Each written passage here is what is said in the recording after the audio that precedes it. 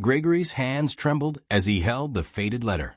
It was so old that parts of the ink had blurred, but he could still make out the words that shook him to his core. It seemed impossible that his sweet wife, Mary, could have been involved in something so dark. The letter spoke of a night long ago, a night of shadows, fear, and secrets. These secrets were not small or harmless, but ones that could destroy the pure love he had cherished for 8 decades. At first, Gregory thought the letter was some cruel joke or a piece of fiction tucked into their attic by mistake. He stared at Mary's name scrawled in the corner, next to another name he did not know. It mentioned a hidden past she had never shared, a choice she made under the cover of darkness, and a terrible outcome that changed several lives forever. Gregory had lived with Mary for so many years that he felt certain nothing could ever surprise him. Yet here he was, standing alone in their attic, a knot forming in his stomach. He could almost feel the weight of the words pressing down on him, as though the letter itself was alive with sorrow and regret. If it were true, this letter would mean that Mary, gentle and caring Mary, had a terrible secret locked away for almost a century. It felt like the floor beneath him had cracked. Nothing about his world made sense anymore. Slowly, Gregory folded the letter and held it close to his chest, trying to steady his breathing. He loved Mary more than he loved his own life. He could not even think of a moment in their marriage when he doubted her honesty. They had been through the ups and downs of time, experienced financial struggles, health worries, the births of their children, and the deaths of friends. They were a team, always.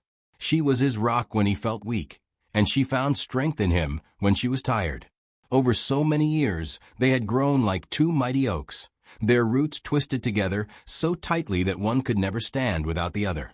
And yet, the letter in his hands threatened to tear those roots apart. It spoke of a night she ran from. It hinted that Mary was not her real name. It suggested she had been involved in a tragedy that led someone to lose their life. The words were vague, but dreadful. They said she might have fled her hometown to escape the blame. They said she had changed her identity to bury the past. They said she had been living under this new name for all these decades. Gregory's mind whirled.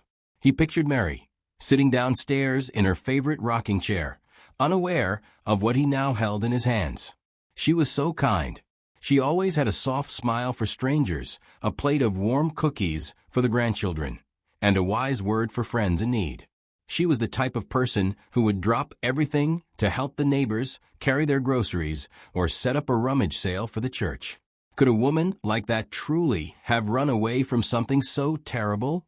Could she have changed her name and hidden a secret so huge for 80 long years? Gregory closed his eyes, letting memories rush through him. He remembered their wedding day so many decades ago. Mary wore a simple white dress, her hair pinned back with delicate flowers. She seemed nervous but excited. He was so proud to be at her side. Back then, he never thought to question her background. Everyone was busy focusing on the joy of the moment.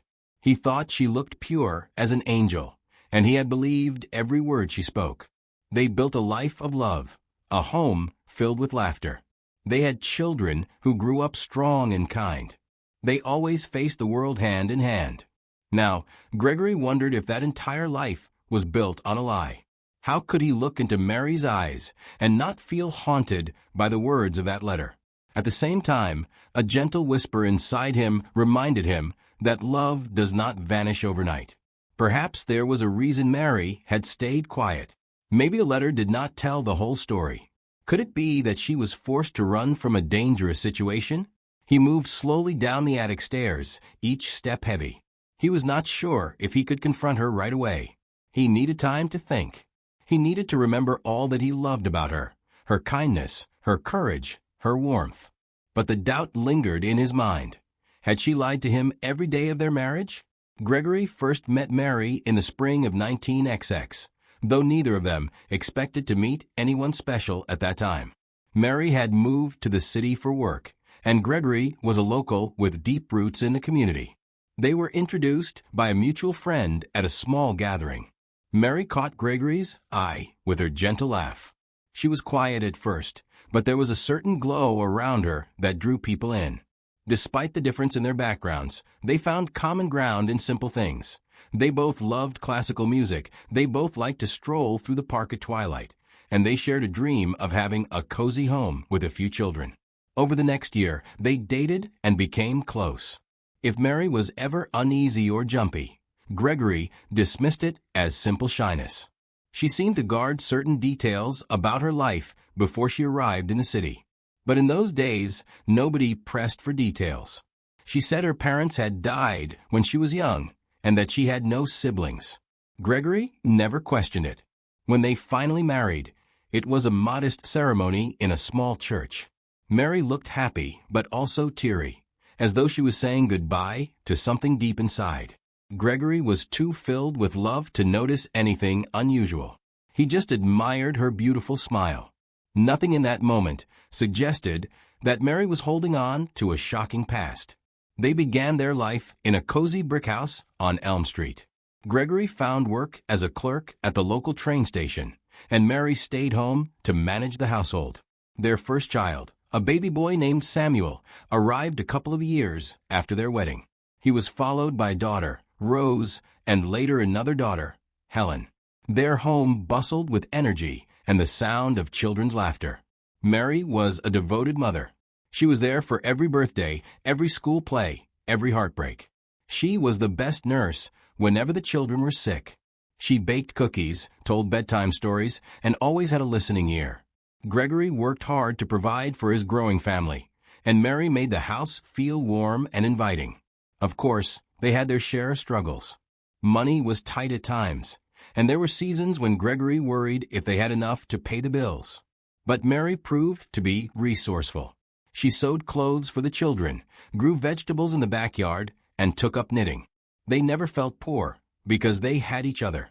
When the children grew older and left the house, Gregory and Mary found new rhythms as a couple.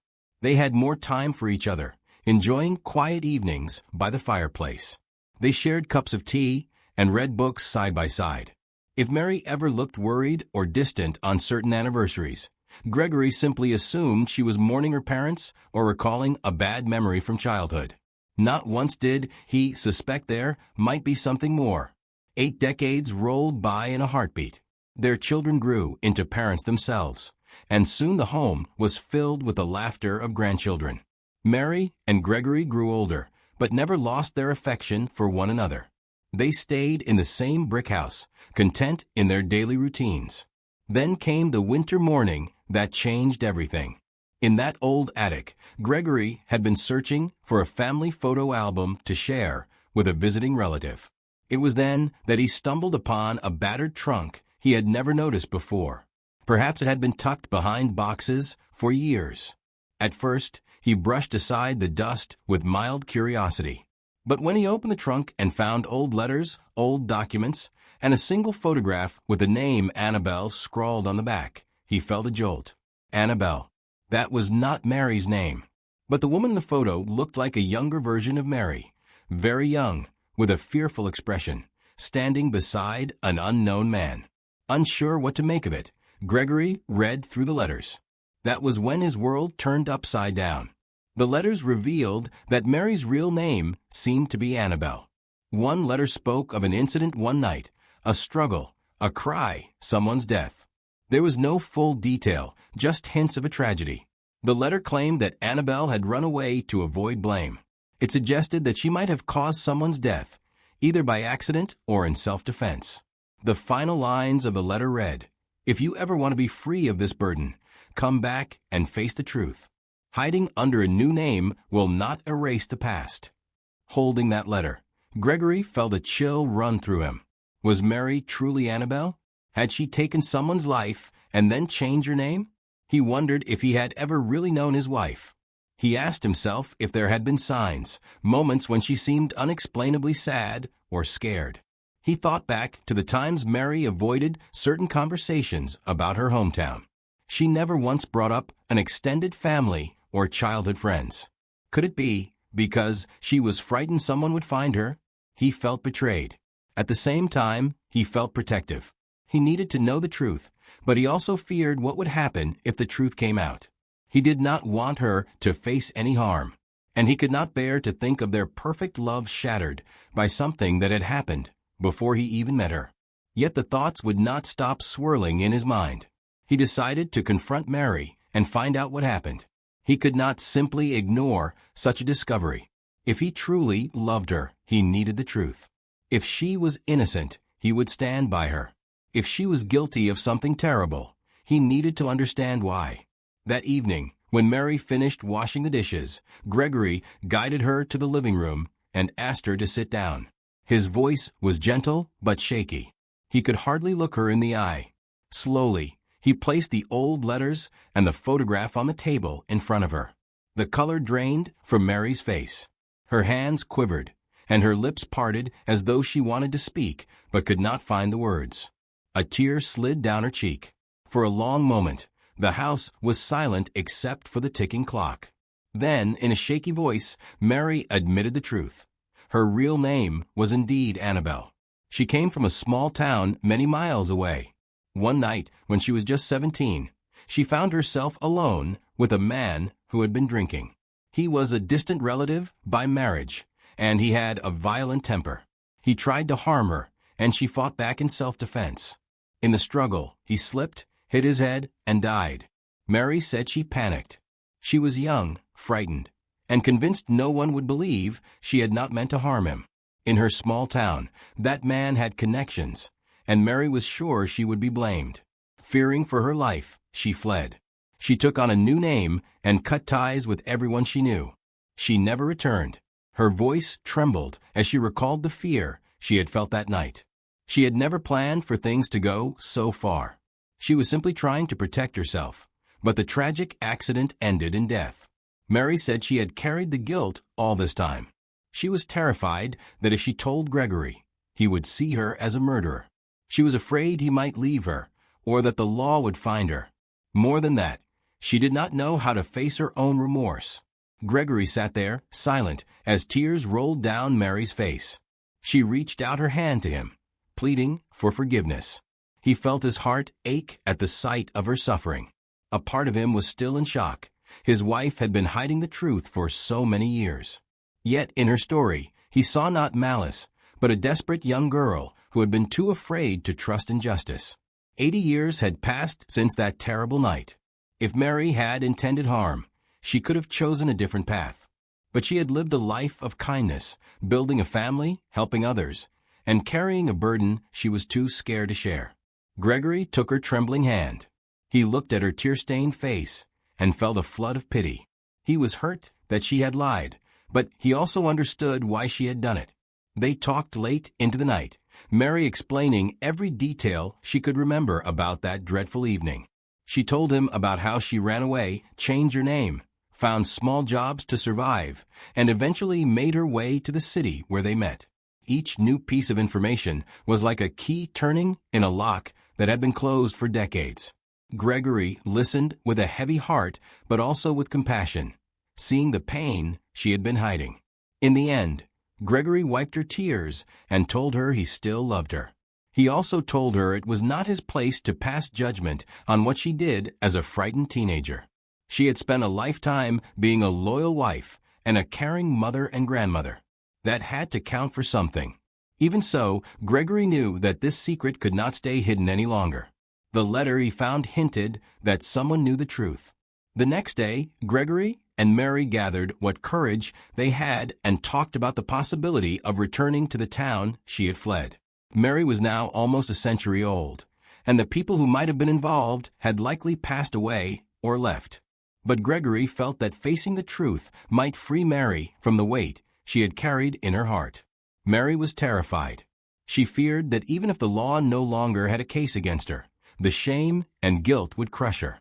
But Gregory insisted that they had to try. Their love had survived so much. He wanted her to find real peace before the end of her days.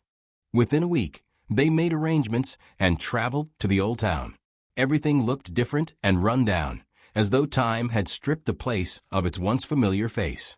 Mary barely recognized the streets. She held tight to Gregory's arm, every step filled with dread. But she needed to see if there was anyone left who remembered what had happened. They checked the local records and discovered that the man who died had no living siblings in the town. His extended family had scattered, and most of them had passed away. The local police station had new staff who had never heard the story. There was no active file on the death from 80 years ago. But there was one person still living, a distant cousin of the man who died. He was in a nursing home on the outskirts of town. His name was Howard. According to what Gregory and Mary learned, Howard had been a child at the time of the incident. He might have some memory of the tragedy, though it would be dim. When Gregory and Mary arrived at the nursing home, they found an old man napping in a wheelchair.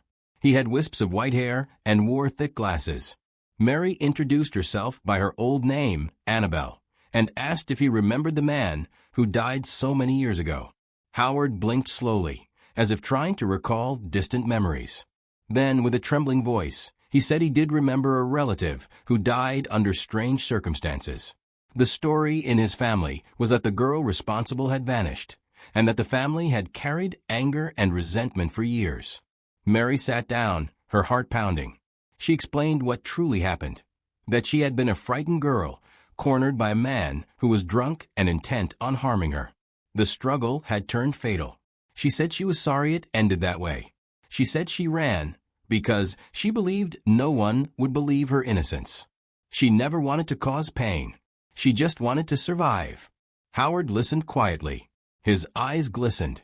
He was old now, and life had softened the anger that might once have been there. He admitted that his family had always been split on whether the girl had acted with cruel intention or by accident. Some believed she was a murderer. Some believed she was another victim. He whispered that now, seeing Mary's tearful face, he believed her story. Then, to Mary's shock, Howard offered words of forgiveness. He said that the tragedy happened long ago. They were both old now, and bitterness would serve no purpose. He hoped Mary could find peace. She had carried this burden alone for too long. Mary wept, taking Howard's hand and thanking him. She asked if there was anything she could do to make amends. He shook his head gently. The past could not be undone. The best they could do was release the anger and sadness and move forward. Gregory stood behind Mary, tears in his own eyes. He felt a rush of relief wash through him. The horrifying truth he discovered about his wife was not that she was evil, but that she was once a terrified young girl trapped in a nightmare. He saw her guilt and her regret. He saw how that tragic night had shaped the rest of her life, leading her to bury her old name and identity. Yet, in this fragile moment, there was understanding and forgiveness. The cousin was not there to punish Mary. Instead, he let her know that he wished her well. Perhaps he sensed that anger had no place left in this world. They had all lost too much time already. Leaving the nursing home, Mary felt a sense of freedom she had never known. She had believed for years that if she ever set foot in that town again, she would be dragged off in chains. She imagined scornful looks and accusing words. Instead, she found that most people who knew the story were gone, and the one person left had shown her compassion. That evening, Gregory and Mary visited the quiet cemetery where the man was buried. There was no one else around. They stood in silence before the simple headstone. Mary placed a small bouquet of wildflowers at the site. She whispered a prayer for him and for herself. She prayed for healing. She prayed for all the pain of the past to be lifted. She prayed for the future, however short her remaining time might be, to be filled with honesty and peace. Gregory put his arm around her, holding her as the sun began to set behind them. In the soft glow of evening, they felt the hush of the old town envelop them. It was as if the place itself understood the weight of their story. A return to peace. When they returned home to their brick house, their children and grandchildren noticed a change in Mary. She looked lighter somehow, as though a great burden had been taken from her. Gregory and Mary chose how much the truth to share.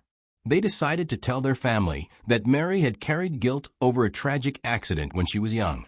They did not feel the need to go into disturbing details. The children, seeing the sadness in their mother's eyes, offered love and support. They told her she had been a wonderful mother, and that nothing would ever change the bond they shared. In the weeks that followed, Mary's health began to decline. She was nearly 100 years old, after all, and her body was tired. But her spirit was somehow stronger. She no longer woke up in a cold sweat from hidden fears. She no longer felt the urge to jump when the phone rang, dreading that someone had discovered her secret. Gregory stayed by her side, holding her hand through each day.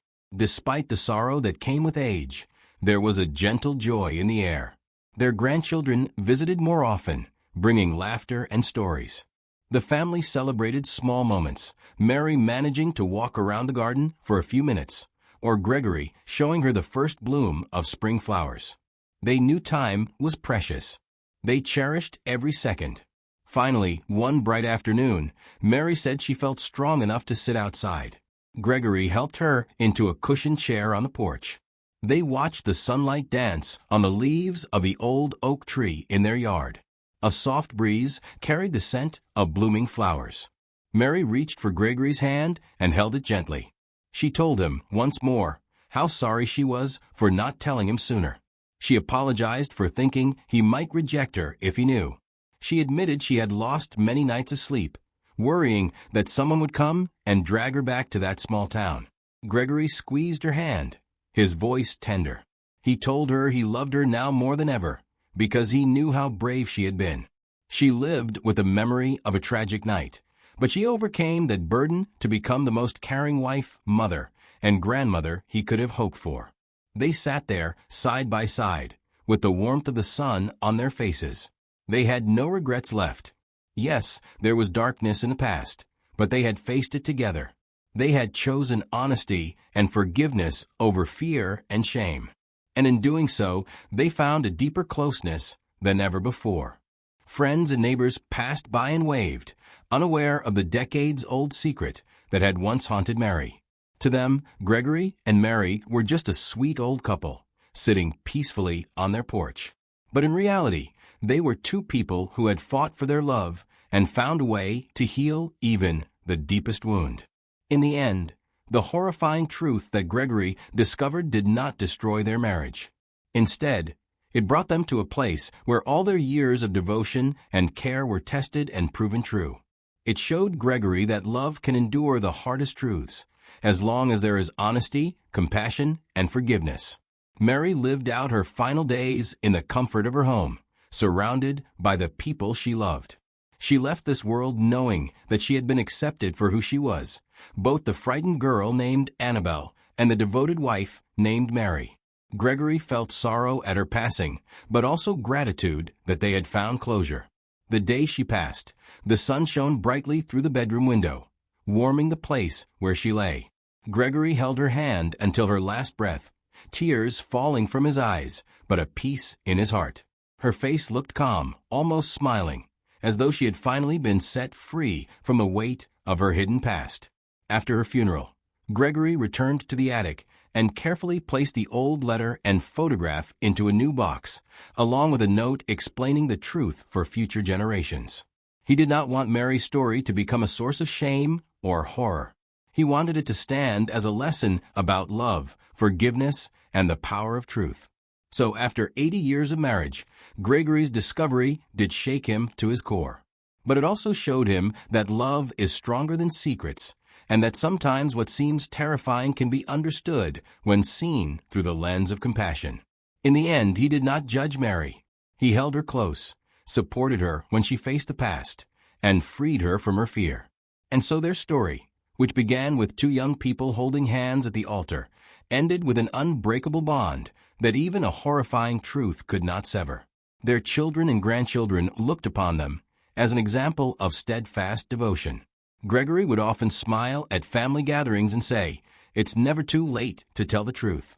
Love will carry you through."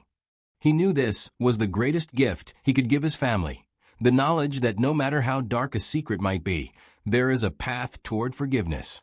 And as he sat alone on the porch in his final years, Gregory found comfort in the memories of a life he and Mary had shared. He knew that, in spite of all the pain, they had walked the journey hand in hand, and in the end, they had found a peace that few ever know. Though the letter in that dusty trunk threatened to unravel everything, It became the key that opened Mary's heart and let her finally breathe free. For Gregory, it was a test of love and loyalty. For Mary, it was a chance to let go of a lifetime of remorse. They faced it together, and because of that, they emerged stronger. Decades of love did not vanish in an instant. Instead, they proved that true devotion can withstand even the most unsettling discovery. And so, the story of Gregory and Mary, or Annabelle, came full circle. It began in secret but ended in the light, reminding us all that when truth and love stand side by side, the deepest wounds can heal, and even the most haunting past can find rest.